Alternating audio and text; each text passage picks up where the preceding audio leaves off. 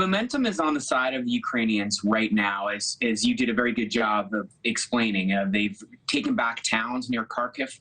They're also making progress in the south. Many Russian troops have retreated, and some have surrendered. And the ones that retreated, many of them left their weapons behind. The Ukrainians are going to be able to use many of those weapons, including tanks and armored personnel carriers. So it's going in a very positive way for the Ukrainians. But that doesn't mean things can't change back again, because there's an ebb and flow to this war. It's not going to end soon, probably, even though this could snowball and there could be more territory taken back by the Ukrainians. Putin has said that he's intent on continuing what he calls a special operation.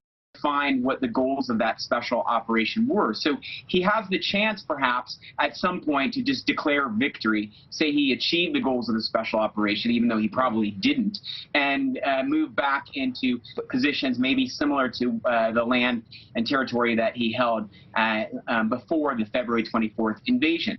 How America might define victory, I think, would be if Ukraine's territorial integrity is intact, if the Russian military has been degraded to the point that it'd be hard for them to launch a new offensive against Ukraine, or also importantly, launch an offensive against NATO allies, including in the Baltic states and other countries in Europe. That would probably be a success for us. But President Zelensky, as you mentioned, defines success a different way. He doesn't want to give up any territory. That's my question. Should that make us nervous that that's his definition of success, when the U.S. interest in success, as you point out, would be territorial integrity, and Zelensky's saying success from his perspective is only if the Russians are completely out to the pre-2014 lines?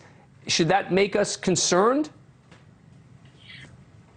I don't think so, because one of the reasons that President Zelensky has been so successful in rallying the Ukrainian people is because he's been so certain and so clear about what the goals are. And the majority of Ukrainian people don't want to give up any territory. That does not mean, though, that he would not be pragmatic should there be real peace talks where Putin is really at the table and really interested in perhaps resolving this. I do believe he would be pragmatic in that event. Right, because what the majority of the Ukrainians want may be different from what the majority of Americans would want to happen with all of the money, right?